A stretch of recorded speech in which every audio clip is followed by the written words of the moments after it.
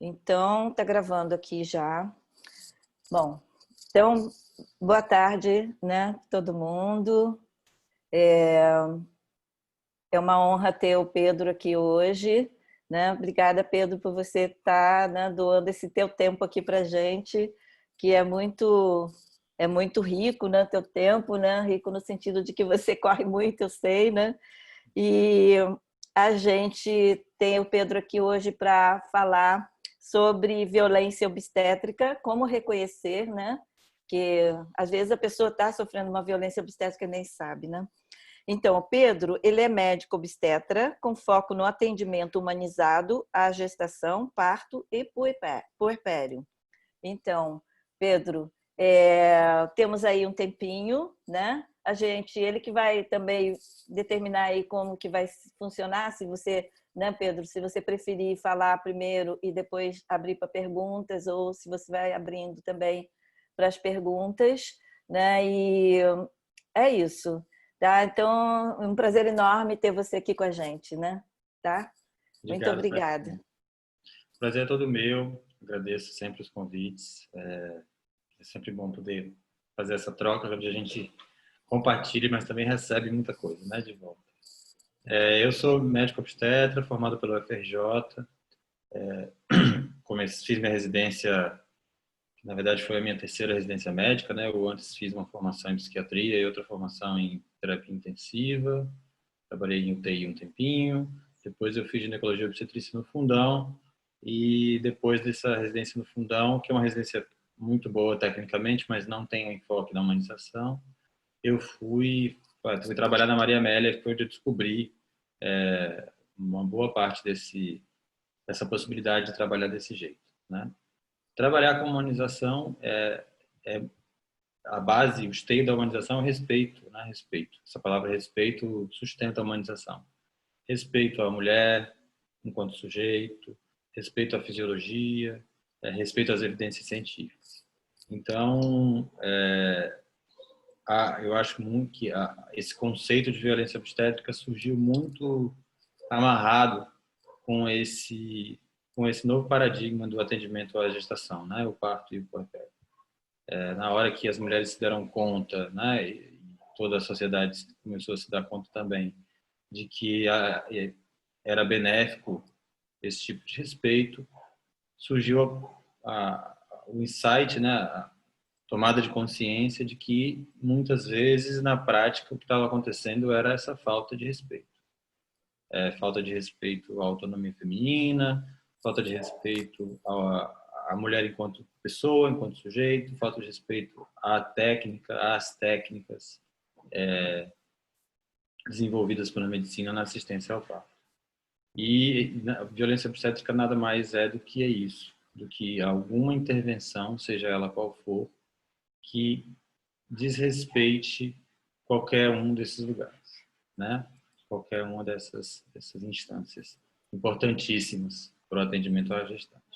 Então, Pedro, então intervir é igual à violência obstétrica? Não.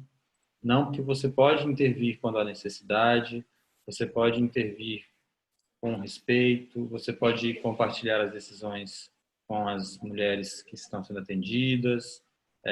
Claro que algumas intervenções são violência obstétrica porque elas já não têm mais uso ou até evidência de prejuízo, como é o caso da manobra de Christeler, que é uma manobra proscrita, né? Já não deve mais ser feita.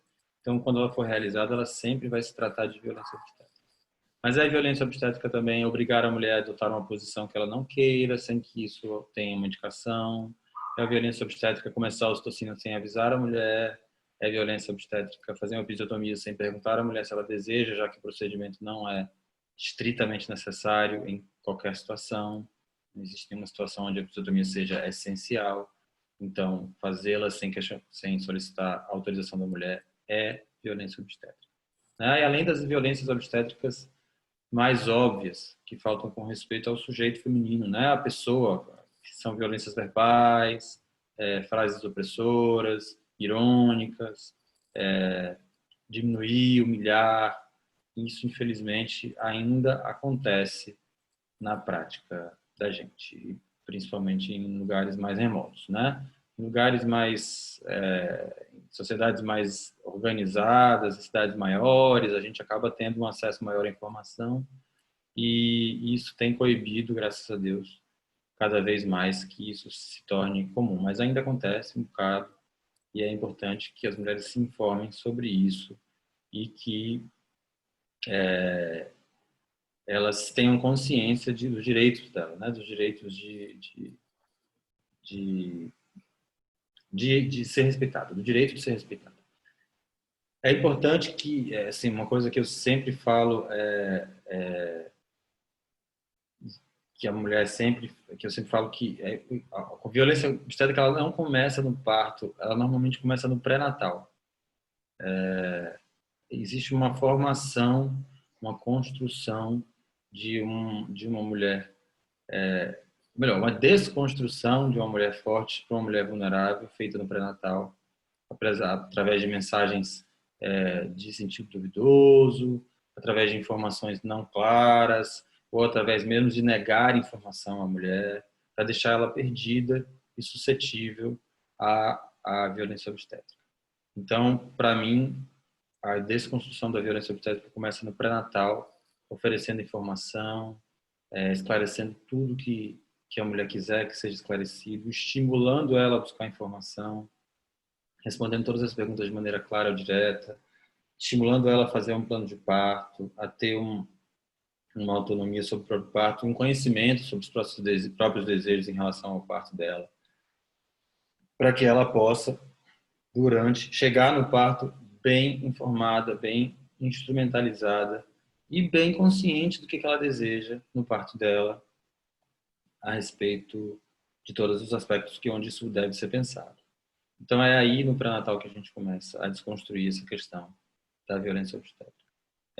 Mulheres que estão bem informadas, que foram encorajadas durante o pré-natal, que receberam a informação que precisavam, que queriam, que tiveram acesso ao seu assistente ou à sua assistente na medida do possível direto, que tiveram tempo de consulta, que tiveram uma equipe multidisciplinar, enfim, tem uma série de coisas que fornecem à mulher uma força, né? Encorajam ela a reconhecer a sua força e também dão para ela dados, informações sobre parir, sobre gestar, sobre amamentar, enfim, sobre tudo que está relacionado a ser mãe, a tornar-se mãe. E essa mulher, quando chega no parto, ela tem muito menos chance de sofrer uma violência obstétrica do que uma mulher que chega no parto no escuro, que não sabe nada, que não teve informação, ou que, pelo contrário, recebeu informações negativas e dados, inclusive, falsos, né? Informações falsas. Olha, isso é perigoso, aquilo outro é perigoso. Você tem uma cesariana prévia, você não pode parir. Você é uma paciente obesa, você tem é muito perigoso para você parir. Ou então você é diabética, é A melhor uma cultura do cesariana. medo, né, Pedro? A Do cultura do medo. medo, né? Então, isso vai criando uma mulher que fica frágil. Claro, obviamente, né? Existe uma relação entre médico e paciente, que no lugar do saber técnico é uma relação de poder, porque existe um suposto saber, né? O médico, o assistente ou a médica é a pessoa que chega ali com um saber técnico, tecnológico, que a mulher não detém e não tem que deter. Então ela se abre, né, para aquilo que vem de uma pessoa que diz a ela que está ali para cuidar dela. Então ela se disponibiliza a receber aquilo que vai vir do outro lado como verdadeiro ou como bem intencionado. Infelizmente nem sempre é. Então o que acontece no parto, todas as coisas que eu falei que acontecem no parto, para mim são consequências desse processo de desconstrução da autonomia e do empoderamento feminino que acontece muitas vezes no pré-natal. E chega na hora do parto, mesmo para a mulher que está bem informada, que está bem empoderada, que foi estimulada, é um momento de muita dificuldade, é um momento de muita dor, é um momento onde as vulnerabilidades tendem a vir à tona, é um momento onde a mulher pensa nela e pensa no filho dela e quer garantir a segurança daquela criança que está vindo ao mundo. Ela às vezes nunca viveu aquilo, o primeiro parto ou o segundo parto, mas ele está se desenvolvendo de uma forma diferente do que desenvolveu o primeiro.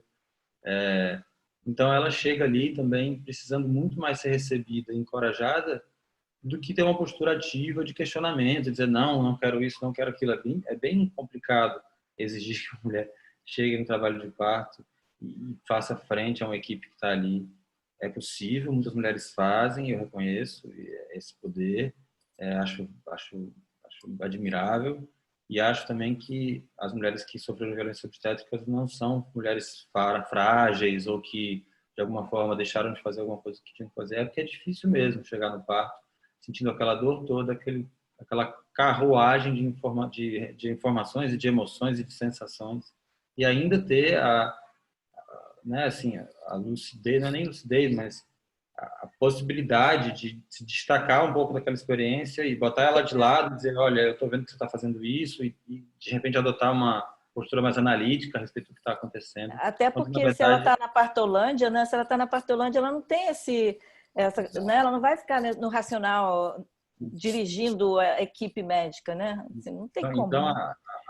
o parto puxa ela para um lado e a força das circunstâncias podem puxar ela para o outro lado. Então, naquele momento, a mulher fica mesmo vulnerável a isso. É muito importante ter um companheiro do seu lado que tenha tanta informação quanto você ou mais, porque ele sim vai ter alguma condição de fazer esse tipo de enfrentamento, caso vocês estejam sendo atendidas numa equipe que não é a sua equipe que você confia, que é uma equipe de SUS ou que é uma equipe, enfim, do plano que você resolveu tentar para ver o que acontece.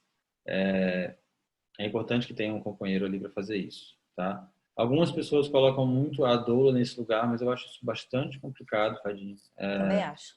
A doula não tem esse lugar, Não ela é, e não não pode é falar como se pela estivesse mulher. terceirizando, não é para E a terceirizar. mulher, e a doula também não pode falar pela mulher nesse lugar. De jeito nenhum. A mulher pode, e o marido dela pode ser o porta-voz dela também. Eles são marido ou esposa, né? Eles são um casal, eles já gestaram aquele filho juntos e cuidaram e vão cuidar daquela criança juntos. Então ele tem um lugar de fala que de fato pode ser porta-voz daquela mulher, na defesa dela, obviamente. Isso. E a doula não é esse lugar, a assistência da doula é um lugar técnico e assumir essa postura pode ser bastante confuso para a doula e expor ela, inclusive, situações onde ela vai se prejudicar, às vezes E até complicar a vida de todas as doulas também, né? e Porque é um momento que complicar a vida complica. dela também, porque ela pode É, ser de repente completamente retirada daquela situação, né, isso.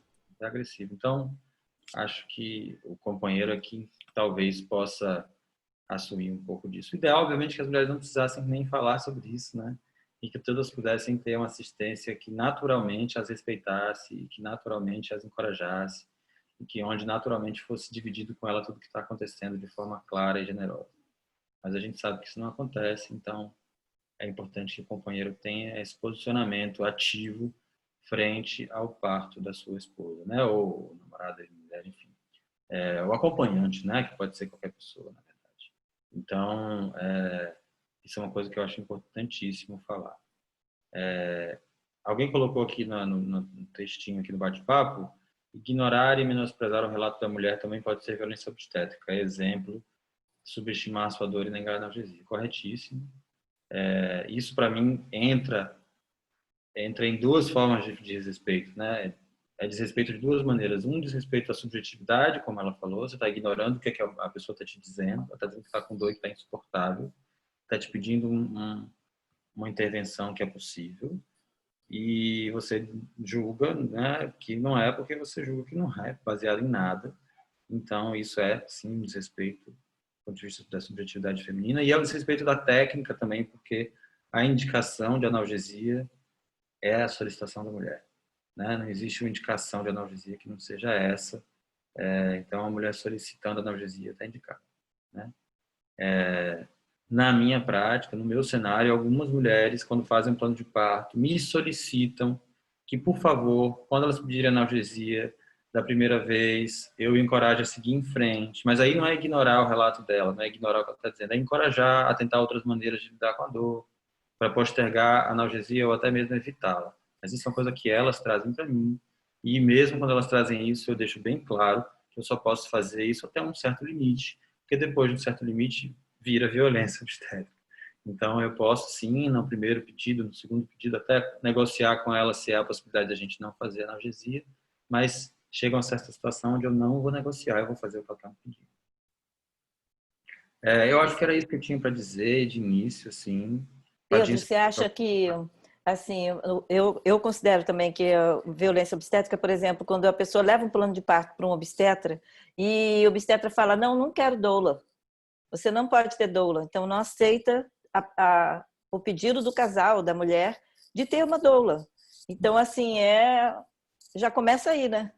Isso, inclusive, mais uma vez, isso é uma falta de violência, não é uma falta de respeito, e uma violência que atinge de duas maneiras a mulher. Falta de respeito à subjetividade dela, uma solicitação dela, então você não tem o direito de dizer que não. É uma profissional que tem um lugar já consagrado na assistência ao parto. E falta também de respeito à evidência científica, já que tem evidências claras de que a assistência da doula melhora os desfechos do parto, melhora a experiência da mulher, evita cesariana, evita intervenções, enfim. Então você está indo contra duas verdades, uma científica e uma subjetiva, né? Claro. Então, gente, se vocês quiserem fazer perguntas direto aqui para o Pedro, quem está aqui, pode abrir o áudio e falar, a câmera, né, também, né? É bom a gente ver, né, quem está falando. E perguntar, não só pelo chat, tá? Até melhor, fica mais dinâmico aqui. Perguntar aqui, né? Alguém quer falar alguma coisa? Eu gostaria de perguntar, fazer uma pergunta. Oi. Eu achei o máximo as definições, assim, Pedro, eu achei que você foi muito direto e claro, eu acho que nunca tinha ouvido esses 3 pilares e definiu muito bem, resumiu muita coisa, né, no seu resumo. O que gostaria de perguntar é, assim, você como obstetra, né, que está no meio, conhece seus colegas, talvez melhor do que a gente que está perdendo um pouco tá o sinal, Cris. Estudando. Eu acho que está perdendo um pouco o sinal, que eu acho que você está em trânsito, né? Você está no carro. Pode ser que esteja perdendo o sinal por causa disso. Pode repetir? Oi, Cris. Bom, enquanto a Cris não volta aqui, Pedro, eu acho que deu para entender que ela. É que perdeu um pouquinho o sinal teu. Não sei se você tá. O Pedro ou eu? Não, eu que caí, né? Você. A gente não ouviu sua pergunta. Não, a pergunta era a seguinte, como você é obstetra, eu gostaria de ouvir, assim, de um inside information, né, de o que você daria de dica, porque, assim, a situação de muitas mulheres é não ter, às vezes, a possibilidade de contratar uma doula, na realidade do Brasil, e, às vezes, ela tá sozinha, né, nessa luta de conseguir isso. Que dicas você tem ali por dentro? Qual o melhor jeito, talvez, de conseguir isso, sendo que talvez é só a mulher e um acompanhante, ou às vezes nem isso ela tem, né? Como é que ela conseguiria, talvez, escapar, ou melhor forma, melhor... Cris, a melhor forma de escapar é escolher um bom profissional. Uma boa equipe. Uma boa equipe. E se você achar que não está dentro da sua possibilidade, escolher uma boa equipe, procurar uma boa instituição para parir, onde você tenha relato de outras mulheres que elas foram respeitadas e que elas foram não foram violentadas, não sofreram violência, né? É importante que a gente reconheça que é melhor uma equipe de plantão, é melhor a loteria do plantão do SUS do que a certeza de um profissional que não vai respeitar o que você quer. Gostei dessa frase, Pedro. Às vezes as mulheres ficam um pouco presas à questão da hotelaria, né? Assim, das condições físicas e estruturais que de fato a gente sabe que no privado elas são mais controladas, né? No SUS a gente tem escassez de material, às vezes escassez de vaga, as enfermarias são sempre coletivas, enfim, tem uma simplicidade ali em termos de escassez de recursos que se mostra e que algumas mulheres ficam um pouco ressabiadas com isso. E aí é importante abrir um pouco mão disso, olhar para a essência das coisas e entender que é muito mais importante para você que tenha um profissional ali na sua frente te respeitando e cuidando bem de você do que ficar num quarto bonitinho. E que a gente, graças a Deus, no Rio de Janeiro, tem unidades poucas, né, uma ou duas, que atendem na lógica da humanização e que tem uma estrutura razoável, não que não haja falta. Por exemplo, essa questão que você colocou da analgesia, às vezes no SUS a analgesia é negada porque não tem profissional mesmo ali na hora. Se tiver um anestesista só de plantão e ele tiver na cesárea e ela pedir analgesia, não tem o que fazer, não tem como tirar da cartola. Então isso pode acontecer, né? Isso é uma possibilidade. Só que, sinceramente, aí cada um vai decidir. Eu acho enfrentar esse risco melhor do que enfrentar o risco contrário, que é de você chegar no seu parto e sofrer uma analgesia sem nem solicitar, que é uma coisa bastante comum, tá? Então, eu acho que a proteção começa na escolha de qual vai ser sua assistência de parto, da gestação e do parto, né? Eu acho também bastante complicado. Algumas mulheres escolhem fazer o pré-natal com qualquer médico lá do plano que elas conseguem parir no SUS, mas aí elas passam 40 semanas, 30 semanas, enfim, dependendo de quando começou o pré-natal, ouvindo mensagens negativas e de desencorajamento. Eu fico imaginando como que essa mulher chega no parto, no SUS, como você falou, às vezes sozinha, só com acompanhante, ou até sem um acompanhante, ou com um acompanhante que não está muito preparado, porque o obstetra também, assistente, não foi atrás de empoderar o acompanhante, que é uma coisa importante. E como que ela vai parir, né? Assim, contaminada por um cara que estava ali, ou uma mulher que estava ali na frente dela, que disse o tempo todo que ia dar errado. E aí ela vai parir no SUS, tendo que tirar de dentro dela a crença de que vai dar certo. Possível? É possível. Mas também eu não sei se às vezes não é melhor fazer um pré-natal no SUS mesmo. Aquele rapidinho, que vai lá, olha os exames e pelo menos não atrapalha, né? Que é aquela Não coisa, contamina, né? não contamina porque a gestação e o parto são coisas tão fisiológicas que se você não É, atrapalhar, você ajuda, entendeu? Então, é. dos males o menor. Em uma vez que a mulher, sei lá, Pedro, mas eu tenho uma amiga minha que pariu com um cara lá, uma mulher lá do plano, e ela disse que ele é legal, ele aceita plano. Eu desconheço qualquer equipe que seja assim no Rio de Janeiro, mas vai que, não conheço todo mundo, não sou dono da verdade. Chega na primeira consulta, eu acho que uma coisa muito importante para você observar no obstetra é que ou na obstetra, que ele fale para você na primeira consulta exatamente como é que ele trabalha. Que ele não esconda. E que ele não se esquive de perguntas. E que ele te deixe dizer exatamente o que é que você espera do seu parto. Se você tentar fazer isso na primeira consulta e você sentir resistência, caia fora. Pedro, é muito comum a mulher chegar lá, o casal chegar lá nas primeiras consultas e não vamos falar de parto ainda não, está muito longe. Isso. Ou então não querer, não, deixa isso comigo, essa parte sou eu que cuido. É. Entendeu?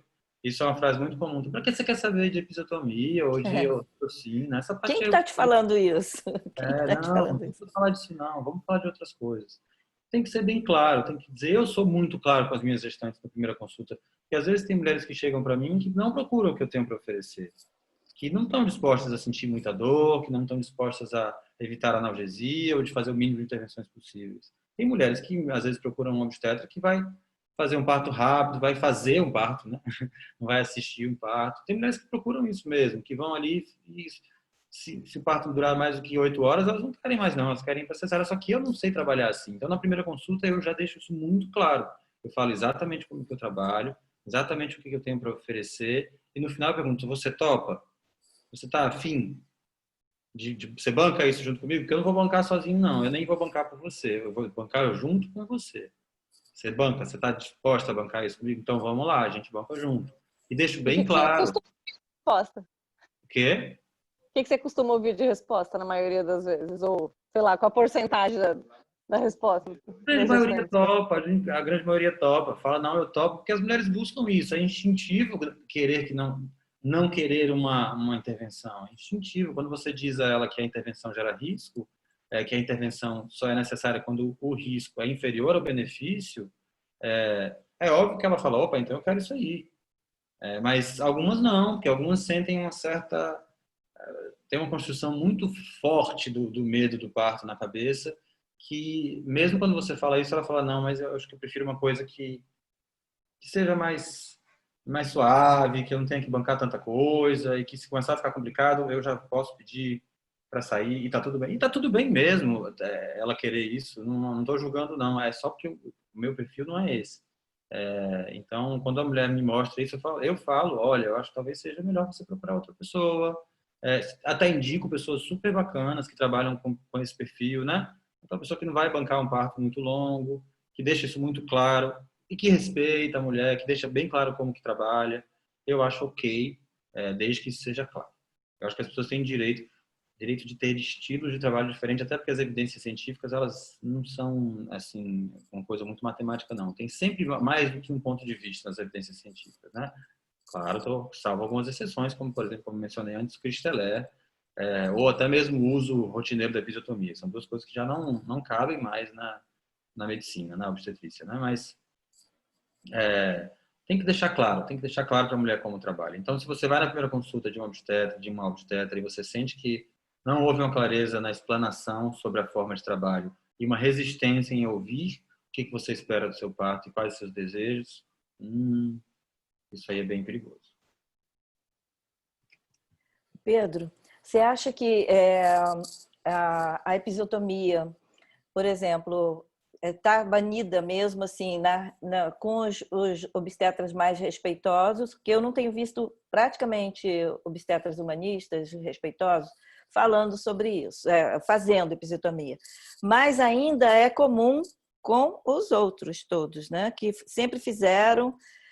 Você aprendeu na faculdade, né? Ou você chegou a fazer depois? Não, eu aprendi na residência. Na residência onde eu fiz a residência, a episiotomia era quase que universal, era feita de uso rotineiro. Quando eu saí da residência, que eu fui para Maria América, eu vi que as pessoas não faziam, que eu comecei a observar que as lacerações que aconteciam eram muito menores do que as que a gente provocava. E que muitas vezes nem laceravam. Então eu falei, nossa, mas não, tem alguma coisa errada, porque é muito melhor não fazer. Tá? Eu via acontecer aquilo, então eu comecei a parar de fazer. Na Maria América, acho que eu nunca cheguei a fazer, não. Nunca fiz, não. E aí eu parei de fazer e eu fui estudar, né? Eu fui estudar o que estava por trás disso e o que a gente tem de literatura. Se você for pegar os grandes consensos, mesmo a OMS e mesmo o Colégio Americano, é que a episiotomia rotineira está banida, né? Fazer a episiotomia em todo mundo não tem nenhum benefício, pelo contrário, só tem malefício. Ainda se diz, na linguagem científica, de que a episiotomia pode ser feita em casos específicos. Mas a própria linguagem científica, no caso de uma publicação que eu gosto muito, que é o Up to Date, no mesmo parágrafo, ele fala assim, saiba que a episiotomia não é essencial em nenhuma situação. Aí eu fico, peraí. Não é essencial, mas pode ser feita em situações específicas. Então, existe ainda alguma abertura do ponto de vista científico para se fazer a episiotomia em alguma situação ou outra. Tá? Eu discordo disso. Eu acho que aí vai para além de um pouquinho da questão científica, né, biológica de um corpo físico. Eu acho que tem uma questão da intervenção enquanto desrespeito, né, assim, a um corpo que tem desejos. E não tem sentido, se não é essencial, por que você vai cortar, vai provocar um trauma, vai deixar uma cicatriz num corpo, vai abrir uma musculatura, vai abrir um músculo, vai fazer uma incisão no músculo, que pode dar até um prejuízo funcional no futuro, se não é essencial. Como que uma intervenção tão grande pode ser feita se ela não é essencial nunca? Então, que cenário é esse que pode existir, onde essa situação vai caber, se não é essencial? Na minha concepção, e isso é uma opinião pessoal, esse cenário não existe.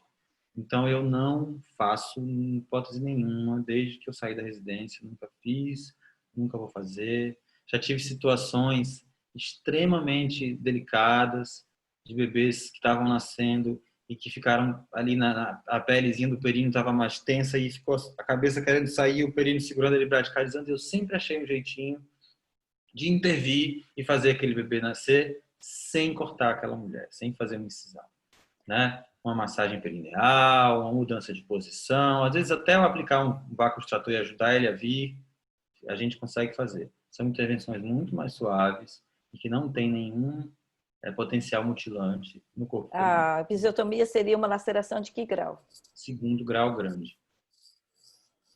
Quer dizer, fazer uma laceração de grau extensa. Normalmente ela pega 3 grupamentos musculares dali.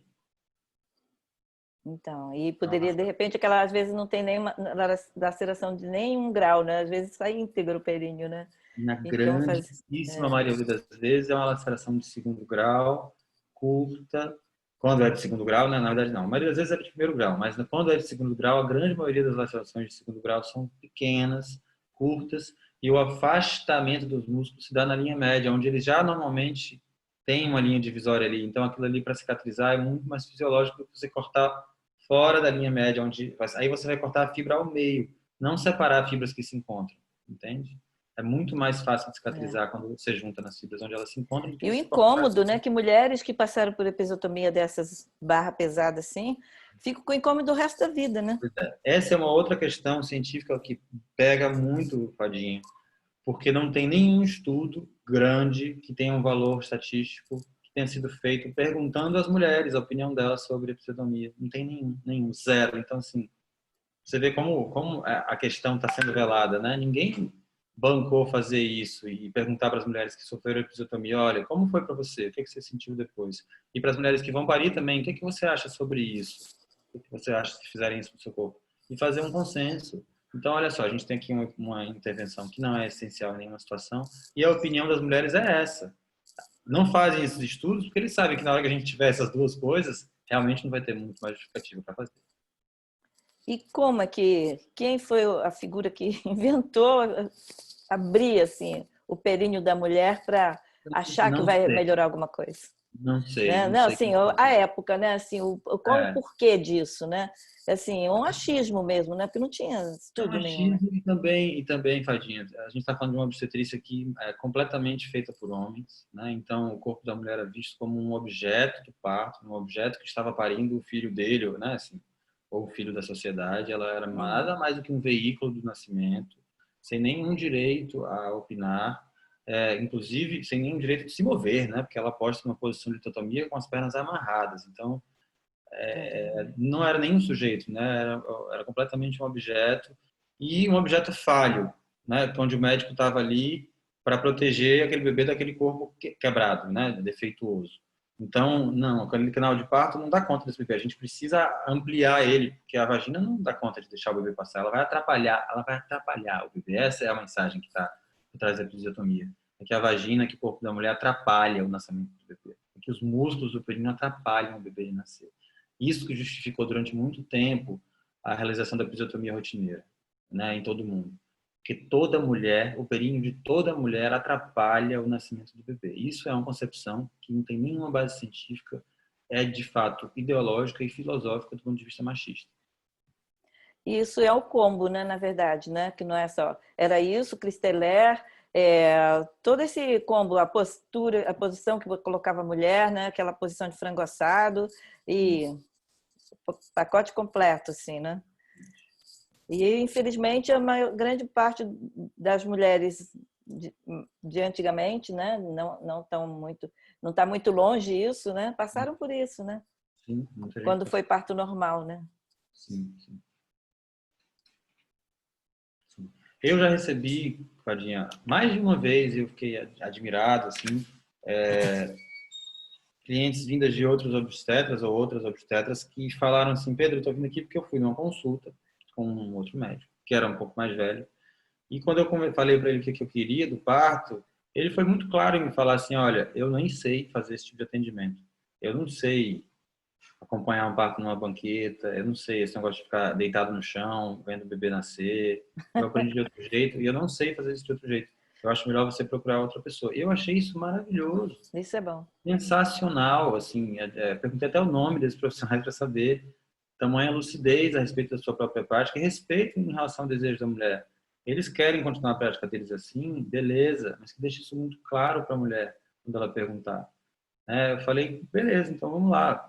Tudo bem, sabe? A pessoa não quer se atualizar. Eu acho meio estranho se não querer se atualizar, ficar preso no passado, mas aí cada um sabe a dor e a delícia de ser o que é. Não estou aqui para julgar ninguém, não. Mas eu acho que o que tem que ter é direito do paciente saber exatamente como é aquela prática. Eu achei interessante quando eles falaram isso, assim, olha, é assim que eu trabalho. Eu não sei fazer de outro jeito. Procura outra pessoa. Que eu faço isso também, eu tô, né, na perspectiva da humanidade. O inverso você faz, né? Então, acho que isso que é legal, né? O respeito, né? E estimular também. Quando você estava falando, né? Acho que a Cris falou assim, essa coisa de repente, assim, não tenha, muitas pessoas não têm acesso. Eu acho que assim, nesse momento não dá nem para dizer isso, porque assim, a gente tem muitas rodas, né? Não presenciais, mas tinha presencial até recente, né? E vai voltar a ter, provavelmente. Mas a gente tem muitas rodas aqui, como aqui o Ocitocina está sendo, né? E tem muitas oportunidades, né? Nas próprias maternidades públicas tem grupos também, né? Eu acho que tem muita maneira da pessoa se informar e saber onde ela está pisando e o que ela quer, né? De poder, assim, tipo, pegar os direitos dela, né? Sim, tem muitas fontes de informação, mas tem no Instagram, Fadinha, eu às vezes converso com mulheres que moram em outros lugares do país ou até em outros países e eu vejo que tem realidades muito distintas no mundo, sabe? Assim, as redes sociais até aproximaram um pouco isso, mas eu vejo relatos de mulheres em algumas cidades onde não tem doula, entendeu? Onde não tem assistência humanizada nenhuma, onde não tem uma parteira para ter um parto domiciliar, não tem nenhuma opção. A única opção dela, ou ela pare sozinha na casa dela, ou ela vai para aquele hospital onde ela sabe que ela vai sofrer uma violência obstétrica. É bastante complicado nessas situações, assim, porque aí elas tentam se informar o máximo que podem para chegar na hora tentarem bancar ali, junto àquela equipe alguma coisa, mas é realmente uma situação bastante é difícil, né, esperar isso de uma mulher, assim. Uma vez eu estava numa roda de gestantes e tinha uma moça, tinham várias gestantes, né, a grande maioria gestantes, e tinham 2 ou 3 puérperas que tinham parido. Era uma roda que não era da minha equipe, não, era de uma roda de uma doula que eu fui convidado. E aí, as gestantes estavam todas conversando, tirando suas dúvidas, e em algum momento, enfim, a pessoa que estava mediando ali a situação abriu para as puérperas falarem. E aí uma puérpera falou que tinha parido recentemente, começou a falar do parto dela, assim, como ela tinha ficado poderosa e como aquilo ela tinha levantado na hora do parto e dito não vai fazer isso, não vai fazer aquilo, e se negou a ficar na posição que mandaram, e ela falou de um jeito assim, e quando ela terminou de falar, eu olhei para as gestantes e estava todo mundo com uma cara de arrasado, assim. As mulheres estavam arrasadas, porque elas estavam ali dividindo suas paúras da gestação e os medos do parto, e ainda tem essa responsabilidade de bancar, de ser essa leoa. Assim, eu entendo, eu admiro isso e tudo, como eu falei, mas esperar isso de uma gestante é bastante... Eu acho o sistema muito cruel, né? Que aproveita esse momento da gestação e ainda expõe a mulher tanto à violência quanto à necessidade de se defender quando ela tinha que estar sendo protegida, né? Que é o que acontece na natureza normalmente. Na hora que a mulher vai parir, né, a fêmea que está gestando, grávida, né, de qualquer espécie animal, ela é protegida pelo bando e na hora do parto também. Então, a gente perverteu isso. A Cristina perguntou aqui também sobre a questão da pediatria, né? E assim é importante deixar claro, Cris, que quando a gente fala de violência obstétrica, né, esse termo já reflete o quanto a obstetrícia tomou para si o parto, né? Porque na verdade qualquer profissional envolvido no parto faz violência obstétrica, né? O pediatra, o obstetra, a enfermeira, enfim, técnico, qualquer pessoa que esteja ali pode fazer violência obstétrica. E a participação do pediatra é fundamental. Assim, eu, na minha equipe, não aceito pediatras de outras equipes. Bom, não aceito. Porque eu tenho um pediatra que é minha amiga, eu queria muito que ela tivesse começado de parto. Não. A não ser que seja uma pediatra que eu conheça, que trabalhe com outras equipes humanizadas, que eu sou muito próximo, e aí tudo bem. Mas se não for uma figurinha dessas que eu conheço bem, que eu tenho um contato direto, não, mas ele é legal, eu juro. Me disseram que ele é super legal. Não, porque eu não vou correr o risco da pessoa aspirar o bebê na minha frente sem necessidade, de mandar eu clampear o cordão, de tirar o bebê do seu colo. Isso vai me fazer mal. Eu não quero ver isso. Isso é muito comum, extremamente comum. Então, é importante que o pediatra seja alguém que está alinhado, porque senão ele, desculpa a expressão, ele vai cagar tudo que foi feito ali, tirando... O processo vai se interromper. O processo vai estar acontecendo, de repente ele vai ser interrompido, cortado, às vezes A literalmente. começar de não querer esperar a primeira hora de vida, né? A golden hour, né? Começar por isso, que eles têm pressa, né? Geralmente esses tipo de pediatra assim, né? Eles chegam lá e querem resolver tudo rápido, porque eu tenho que ir embora, né? Que tem outra pessoa para ser atendida. Então é muito louco isso. Fala, Cris. Eu só quis comentar disso porque eu fiquei lembrando de relatos que eu já li, né, e já ouvi sobre parto, que a gestante fala, né, desabafa, fala, eu olhei tanto sobre violência obstétrica, eu cuidei tanto para que nada acontecesse comigo e eu esqueci do meu filho.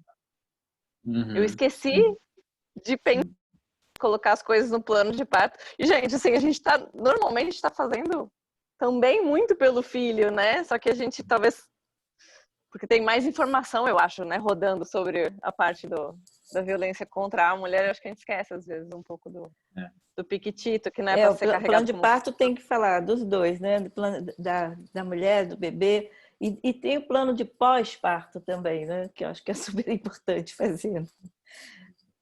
Mas, gente, família, né? Tudo.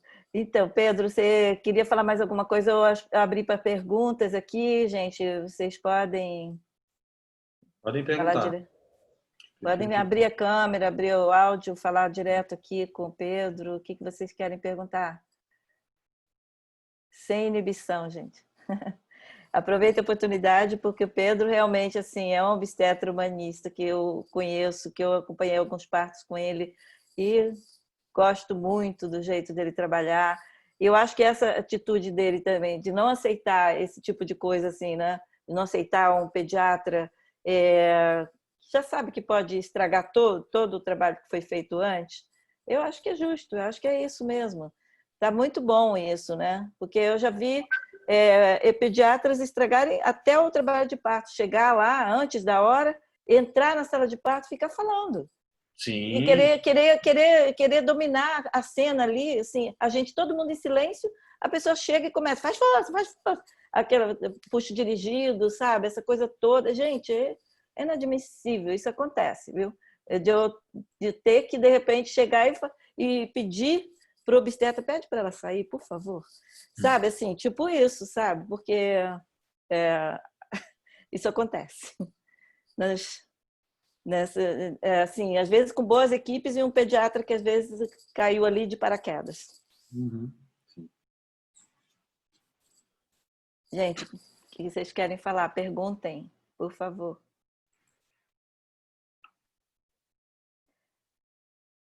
O silêncio total. Então, Pedro, eu acho que assim, essa questão, né, da violência obstétrica, muitas das vezes, tem obstetras, entre aspas, humanistas, né, que rejeitam muito essa palavra, essa titulação, né, de não, ele faz violência obstétrica. Rejeitam muito de uma forma até agressiva, né? E isso parte até do Conselho de Medicina, às vezes, né? Então, como é que fica isso para o médico, né? Na posição de vocês, como é que vocês... É difícil isso, né? Que colocam vocês numa... A gente, não sei se você já leu a história sobre como começou. O primeiro cara que percebeu que se os cirurgiões lavassem as mãos, isso diminuía a taxa de infecção hospitalar, foi internado no manicômio, se você tem ideia. Então, a nossa medicina vem desse lugar, né? A gente caminhou muito, mas a gente está longe de ter se libertado completamente disso. Então, existe um lugar aí ainda no nosso imaginário coletivo, onde o médico não pode ser questionado e pensar que uma atitude médica pode ser feita com o intuito de violentar é inconcebível. Por mais que a gente veja notícias e mais notícias de várias especialidades na medicina, de gente picareta por aí, porque os médicos são humanos, tem gente bacana, tem gente do mal, tem gente ética, tem gente não antiética, tem gente corrupta, tem gente honesta, tem gente que perverte a prática mesmo, tem gente que é ignorante, então não conhece, tem gente que é adoecida, então tem assim, você pode até encontrar obstetras mulheres que vão tratar uma outra mulher dessa forma, falando frases do tipo, na hora de fazer não doeu, e se você for questionar, ela vai dizer assim, não, mas no meu parto falaram isso para mim, eu não achei nada demais. Então, são frutos, né, e vítimas ao mesmo tempo, e propagadoras dessa lógica. Só que quando você fala que alguma coisa vem de um médico, automaticamente isso é meio santificado, né? Assim, é uma coisa meio atávica mesmo, que parece que está lá grudada na Idade Média e a gente não consegue desgrudar disso. Então, eu acho que é muito por parte disso. Assim, violência obstétrica, não, mas o médico nunca vai ser violento, ele sempre vai fazer alguma coisa pelo seu bem. É? Ele jurou isso, né? Ele jurou isso, né? Sério que você acredita nisso? Tem fada, duende, também, que mais? Papai Noel, Saci Pererê, que mais que você acredita também? Porque não tem um monte de coisa adoecida na medicina. A gente até passou aí, passou, quem dera se fosse passado. A gente está passando aí por essa questão da pandemia e essa questão da hidroxicloroquina, que dificuldade que a gente está tendo para mostrar para as pessoas que esse remédio não tem porcaria de efeito nenhum. Sai um estudo, sai outro estudo, sai outro estudo, sai outro estudo, sai outro estudo, e o povo não quer, e os médicos continuam insistindo, muito médico ainda prescrevendo hidroxicloroquina. Não interessa quantos milhões de estudos saem, mostrando que não tem efeito, as pessoas vão continuar, porque tem uma coisa que é isso, a palavra do médico vem de um lugar que até a medicina baseada em evidência, que é uma coisa feita por médicos, tem dificuldade de aceitação, porque como que você vai dizer que o que eu faço é errado? Eu faço isso há 40 anos. Mas tem um estudo com 200 mil mulheres que mostra que isso não tem nenhum benefício. Não, mas eu faço isso há 40 anos. Então você está errado. Não estou errado, eu faço isso. Entendeu? Tem um lugar que não vai pelo caminho da lógica. Não vai pela racionalidade. Não é esse lugar. É um lugar do mito, é um lugar do status, é um lugar do imaginário, é um lugar do simbólico, antigo, velho. E aí, quando você fala isso de violência obstétrica, a pessoa sente um incômodo, mesmo que ela não faça. Às vezes, é a pessoa que nem faz, mas ela sente um incômodo, como se ela estivesse desonrando a classe, alguma coisa do tipo. Porque tem, acho que, muito essa coisa de corporativismo, né? De preservar, né? O médico, mas assim, tem muito mas o mesmo. corporativismo, né? é fruto disso que eu falei. É isso. Então, acho que assim, a gente está, assim, você falou de mulheres médicas, né? Até bem recente, nos anos 90, que eu acompanhei bem isso, não tinha quase mulheres médicas, as poucas que tinham eram horríveis. As poucas que tinham, a maioria assim, das que tinham, não, eu conheci algumas bem legais, mas assim, tinham umas assim, que eram intragáveis. Os homens obstetras daquela época eram melhores do que essas mulheres médicas obstetras daquela época.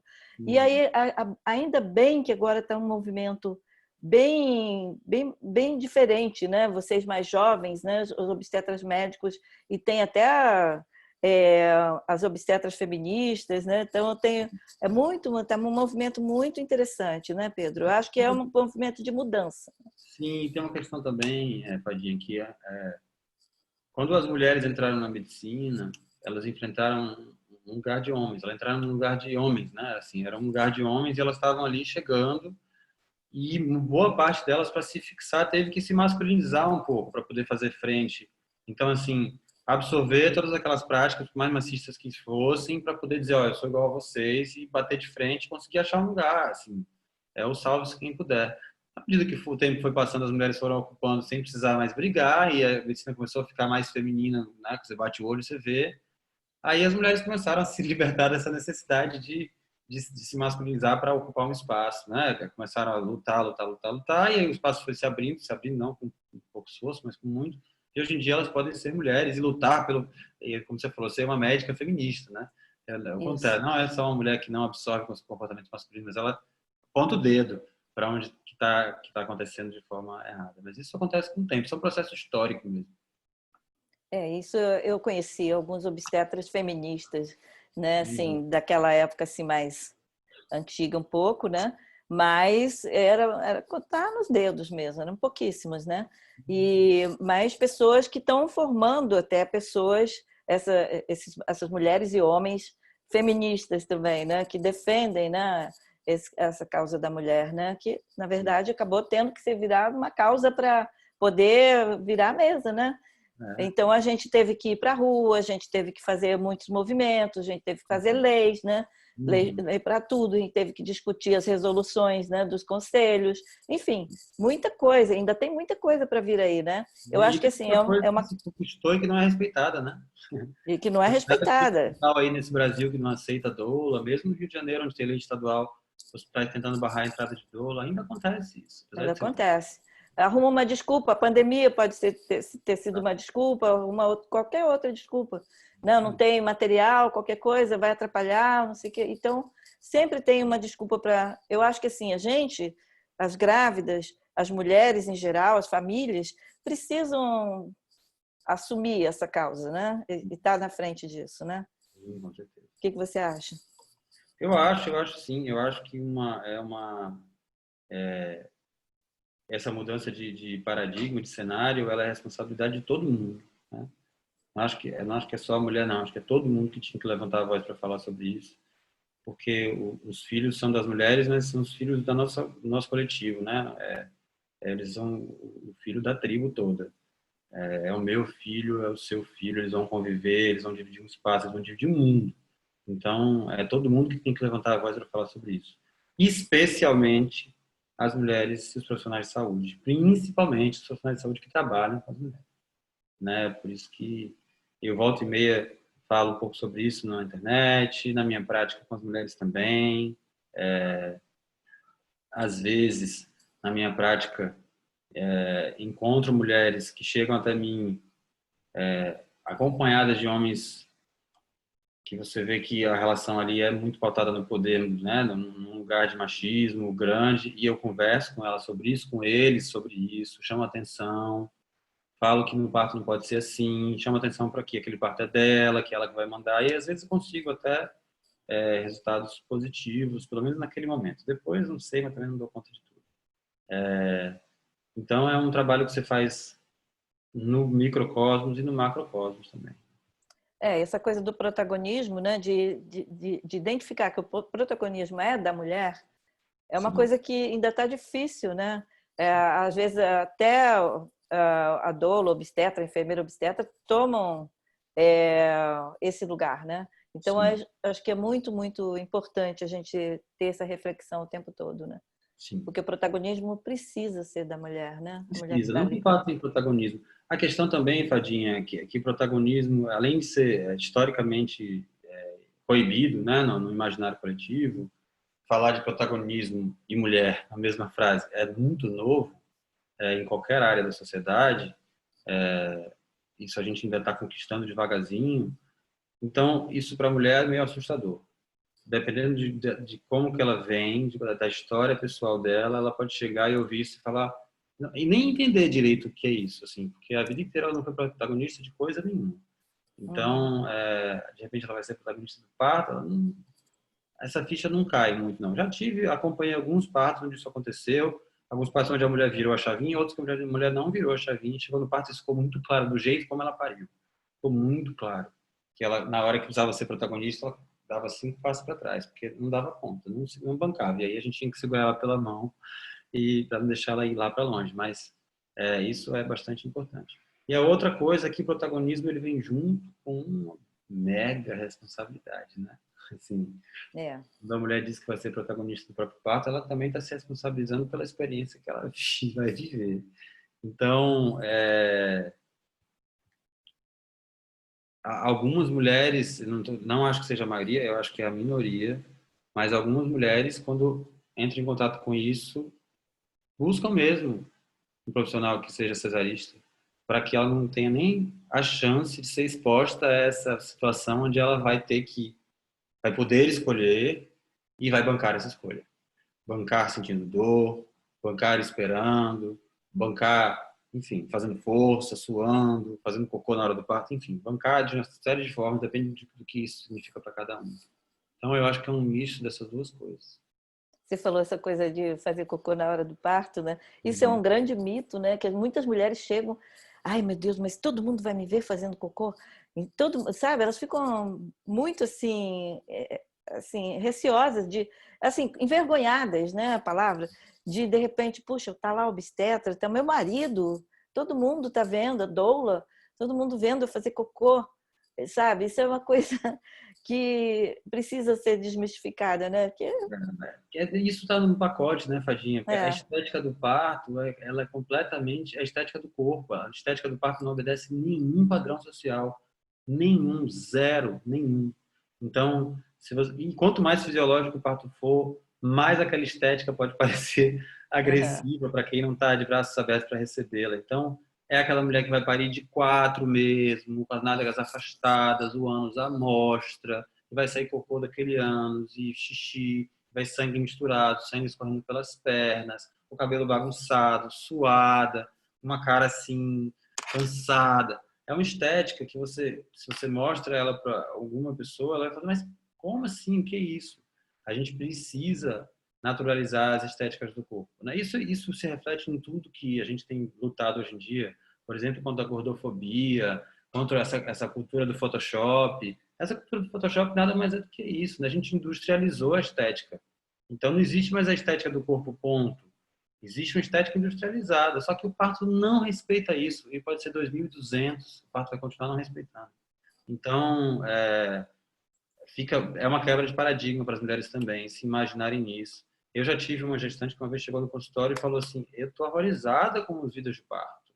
Eu falei, por que você está horrorizada? Porque precisa daquilo. Nossa, que mulheres barraqueiras, mulheres sujas. Eu falei, ih, senta aqui, vamos conversar. Vamos conversar. Vem aqui, vamos conversar. E a gente foi conversando, e eu fui mostrando Aham. para ela que não tem nada de barraqueiras, não tem nada de sujas, não tem nada de esquisito, que ela não vai ser diferente, que ela se prepare para viver um pouco isso também, que ela é uma mulher igual a todas as outras, enfim, com as suas peculiaridades, mas que é o corpo de mulher. Se tiver um cocô na ampola retal e a cabeça passar, vai expulsar aquele cocô e vai sair sim, entendeu? Então, você não tem controle sobre isso não, meu amor, entendeu? Então, às vezes, durante o pré-natal, a gente tem que desconstruir um pouquinho e isso devolver a ela essa possibilidade da estética do corpo, né? Que é uma estética completamente despida de qualquer véu padronizado. Eu acho que a gente está nesse momento de mudança que está bem interessante, que obstetras como você que ficam desconstruindo essas coisas e fazendo o oposto do que aquele estudo da Fiocruz de 2014, que mostrou que as mulheres entravam querendo parto normal no início da gravidez e terminavam o final da gravidez querendo cesariana, porque eles iam desconstruindo o parto, botando na cabeça dela que o corpo dela não funcionava, que né, que tudo ia dar errado e tal, e acabava pedindo cesárea, né? E agora tem que ser o inverso. Eu acho que está na hora da Fiocruz fazer a pesquisa inversa agora, né? E descobrir, né? Como é que está acontecendo, porque eu acho que já está acontecendo isso, né? Das mulheres buscando, das mulheres. Só eu acho que assim está no momento que acho que não devia de romantizar, né? O parto é da mulher, o parto é do bicho, né? Bicho mulher, né? Então, assim, é mamífera, né? É bicho. A gente tem que lembrar que a gente é bicho, né? Eu acho que ainda é porque a gente vive cercado, eu e você, Fadinha, né? De um microambiente viciado, Isso. pesado. E se você for olhar taxa de cesariana na maternidade privada, você vai ver que ainda tem um longo caminho pela frente, É, é. que ainda é bem alta as taxas de cesariana Mas nesse já cresceu, melhorou, já já, assim, diminuiu, a gente está melhorando. está Mas, melhorando. mas precisa realmente, ainda tem um caminho muito longo pela frente e eu acho que é tudo trabalhoso, né? Eu acho que essa base também de mudar de repente, eu faço uma analogia assim com a alimentação, por exemplo, as pessoas falam assim, de um dia para o outro, falam assim, agora eu vou virar vegana. Caramba, de um dia para o outro não dá. A pessoa tem que ir devagar, né? Vai, tira isso, tira aquilo, muda isso, muda aquilo. E aí o corpo vai se adaptando àquilo e as ideias também na nossa mente também é um pouco por aí, né? Sim. Não dá para mudar de repente, né? Não. Fica inconsistente, né? Sim, completamente. Não se sustenta. Gente, vocês querem aproveitar e perguntar? A gente tem ainda um tempinho, pouco, né? Para a gente fazer perguntas. Aproveitem, né? Quem tem perguntas obstétricas aqui para o Pedro Melo, que é um obstetra muito querido e muito querido pelas suas pacientes, que não são pacientes, são clientes, né? Não gosto dessa palavra paciente, paciente tem que ser o médico, né? Então, assim, eu sempre falei isso. Então, assim, e é muito respeitado, né, nesse meio também, até porque você se impõe, né? Eu acho muito legal essa tua postura, Pedro, de impor as suas ideias. Então, assim, não, tudo bem, se não vai fazer desse jeito, assim, eu acho que você tem que procurar outra pessoa que vai fazer o que você quer, né? Eu acho que a pessoa não tem que ser, sabe, assim, vou fazer, porque ela pediu, né? Vou fazer uma cesárea eletiva porque ela pediu. Não, não é bem E por aí, vale não. para todos os lados, Fadinho, porque uma vez eu fiz uma primeira consulta com uma mulher e a gente estava conversando e ela falou assim, mas eu tenho no final da consulta, a gente se entendeu num monte de coisa, no final da consulta ela falou assim, Pedro, mas tem uma coisa. Eu falei, diga. Ela falou, eu não faço nenhum exame. Aí eu falei, como assim? Ela falou, não, não faço nenhum exame. Não quero fazer o exame de sangue, não quero fazer ultrassom, eu não quero fazer. Quero que a coisa vá fluindo naturalmente. E aí eu conversei com ela e, né, explorei isso um pouquinho, abri isso um pouquinho e no final, quando eu vi que não estava indo a lugar nenhum, eu falei, então isso é uma coisa inegociável, né? Isso não é uma coisa que você está disposta a negociar. Ela falou, não quero fazer. E aí eu mostrei para ela, falei, olha, a minha prática, ela tem alguns pilares e alguns deles são pequenos receptáculos de segurança, onde eu preciso que isso esteja ali bem feito para eu poder segurar naquilo e a gente ir caminhando. Se falta um daquele, a gente pode cair. E os exames para mim são isso. Eu preciso de um mínimo de exames. Aquela rotinazinha enxuta ali do Ministério da Saúde, eu preciso que você faça. Você não precisa fazer, são 3 ultrassons da gravidez inteira, ou até 2 se você preferir, dá para negociar, fazer só 2. São 3 exames de sangue, bem enxutinhos, não precisa fazer mais do que isso. Não, eu não quero fazer nem isso. Bem, Mas então, qual era a razão? Ela tinha... motivos pessoais, crenças Uhum. pessoais. E aí eu indiquei uma amiga minha, uma colega minha, que eu sei que é mais maleável com esse tipo de coisa, e ela foi e está super bem, super feliz, me encontrou, fez uma piadinha, outro dia me encontrou na rua, fez uma piadinha, falou que ia puxar minha orelha. E fez uma brincadeira. E a minha colega até me deu notícia, falou que ela conseguiu convencer ela a fazer um exame ou outro ali e Opa! tal. E legal, assim, tá vendo? Assim, eu falei, tá vendo como foi bom você mudar de obstetra? Porque era disso que você precisava. Eu não ia conseguir fazer isso com você. Minha prática vai por outro lado. Não tá aí o meu potencial de ajudar as pessoas. Então, é sempre importante fazer isso, mesmo quando você não está no ponto de vista da violência obstétrica, é importante você dizer como você trabalha e dizer até quais são os seus limites como profissional e ouvir da paciente, né, da cliente, quais são os limites dela enquanto cliente. Gente, se vocês querem perguntar, aproveitem. O que vocês querem perguntar? Todo mundo quietinho aqui, por favor. Se ninguém for perguntar nada, eu vou perguntar.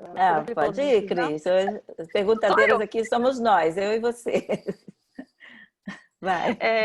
Você falou, Pedro, que tinha esses 2 ultrassons que são inegociáveis. Quais que são os que para você são? Então, Você falou que são 13, né, normalmente. assim, os 3 principais seriam a translucência nucal, com 12 semanas, o morfológico, estudo morfológico, 22 semanas, e um ultrassom de terceiro trimestre, com 32 semanas, e bom, acabou.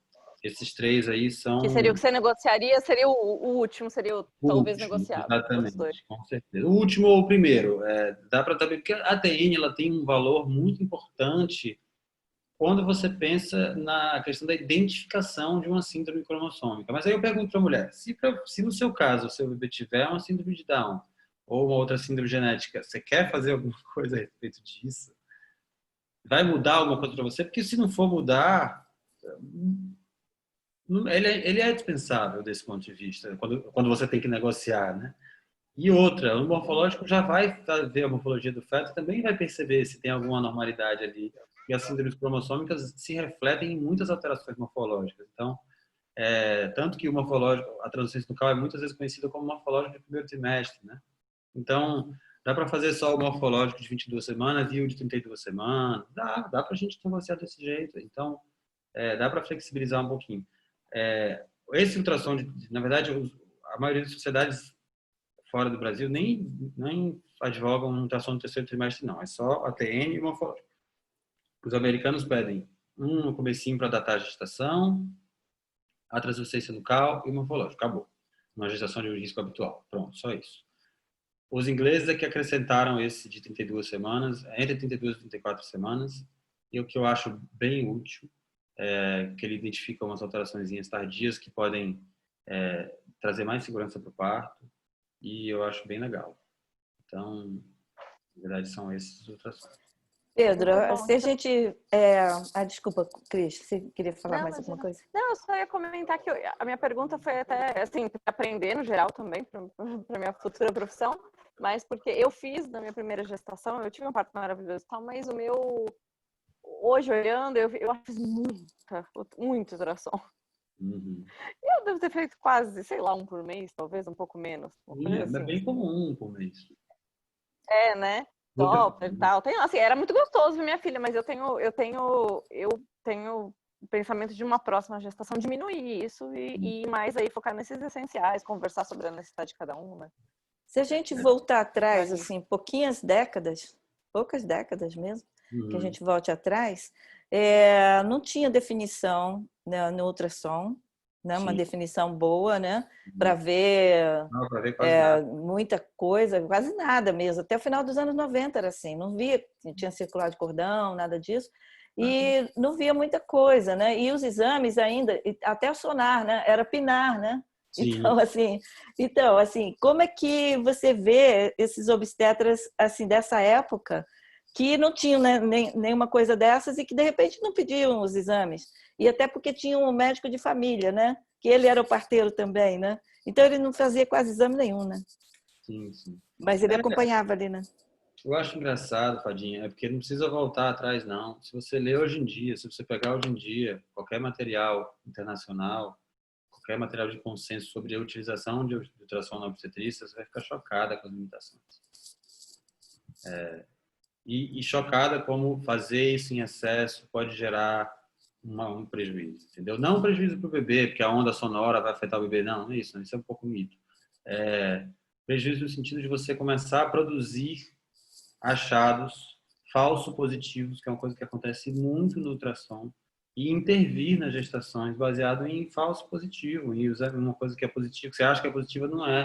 É como fazer medição de peso fetal no terceiro trimestre, ficar fazendo medição de peso fetal até 37, 38, 39, 40 semanas, onde a taxa de erro chega a 40%.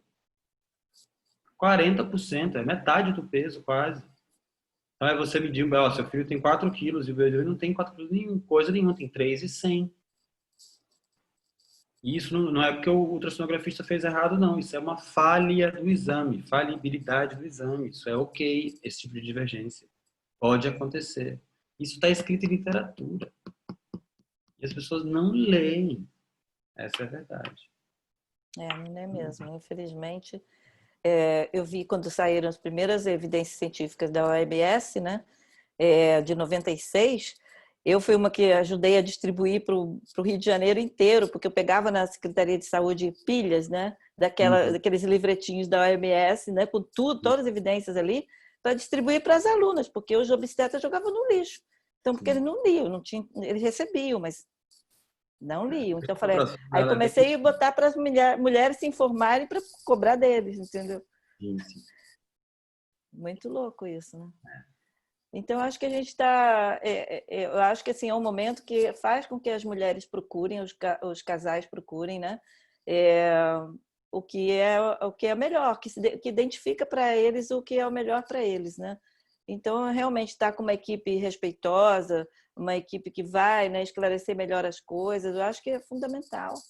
Sim. Infelizmente, nesse momento agora não dá para ir ainda assim, a não ser no hospital público, né? Como Maria Amélia, que tem muita chance, né, de você chegar lá e ter o parto do jeito que você quer, ou até melhor do que o jeito que você quer, né? Eu tive até, quando eu me lembro disso, tive um casal que pariram 2 vezes no Maria Amélia, e eles tinham 2 planos de saúde, e eles preferiram ir ter lá, porque o plano de saúde não dava uma assistência legal, não cobria nada para eles, assim, do jeito que eles queriam, e tinham 2 planos de saúde e foram para lá.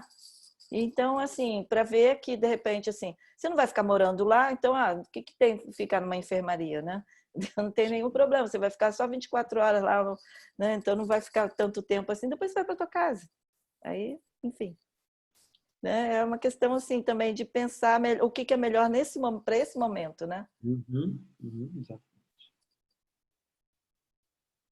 Gente, se vocês não tiverem alguma pergunta agora para o Pedro, a gente pode fazer as considerações finais, né? Queria que o Pedro falasse mais um pouquinho sobre, então, qual o sentimento que você tem com relação a essa mudança que está ocorrendo, né, entre os seus parceiros, né, entre as Sim. pessoas, né, que trabalham com você, os seus colegas, né, e como é que está acontecendo isso, né?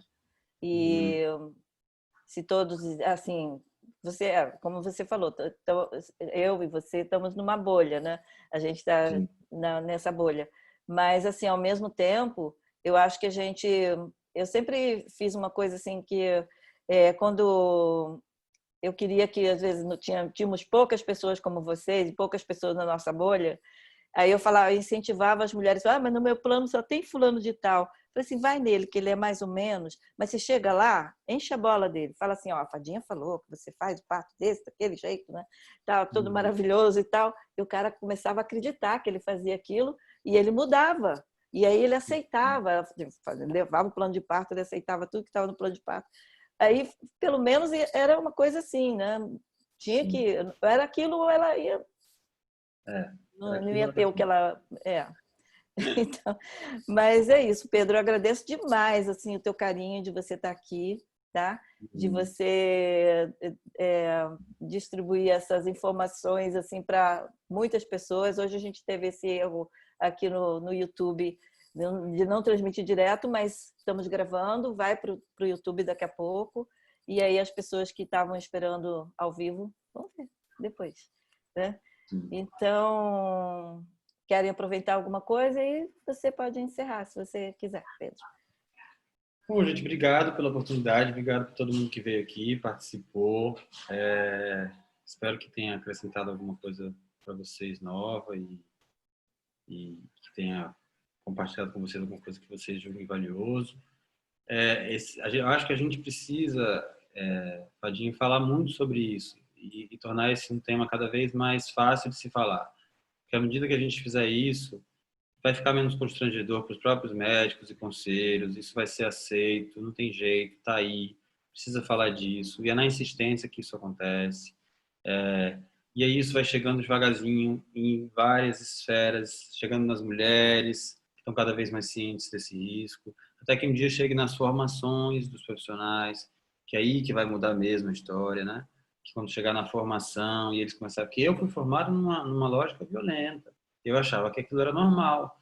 Eu não sei que obstetra que eu seria se eu não tivesse tido essa curiosidade de ir atrás de uma outra perspectiva. E se não tivesse encontrado a Maria Amélia, se eu tivesse nos confins desse aí, onde todo lugar que eu olhasse fosse aquela assistência, eu talvez naturalizasse isso com o tempo dentro de mim. Isso ia me custar muito caro, mas, enfim, talvez isso acontecesse. Então é importante que a gente vá cada vez mais fazendo esse termo violência obstétrica ressoar, e ser conhecido e ser naturalizado para que ela deixe de existir. É como falar sobre qualquer outra coisa, como falar sobre racismo, como falar sobre machismo. Quanto menos se fala, mais ela tem a possibilidade de existir. Quanto mais você escancara e deixa aberto, mais isso vai sendo naturalmente empurrado para o canto, né? Cercado mesmo. E as coisas que são fruto do preconceito e que são violentas precisam ser realmente combatidas. Então, eu acho que falar de violência obstétrica tem um lugar muito importante e eu espero que isso seja cada vez mais falado, principalmente fora desse meio aqui, né? Mulheres grávidas, obstetras, doulas, quando isso começar a tomar a mídia em geral, algumas pessoas começarem a saber o que isso é, qualquer mulher, em qualquer lugar do mundo, jovem, mais velha, quando os homens souberem o que é isso, mesmo os que não vão ser pais, e quando todo mundo puder falar sobre isso, sem nenhuma mistificação, sem nenhuma mitificação, aí eu acho que a gente vai ter uma boa chance de que isso comece a acontecer cada vez menos. Deixar de ser ofensa, né, para os Deixar de ser profissionais. tabu, né? Deixar de ser tabu, acontece mesmo, tá aí, vamos encarar isso. É como dizer que não existe racismo no Brasil, né? Dizer que não existe racismo no Brasil é uma forma de manter o racismo existindo no Brasil.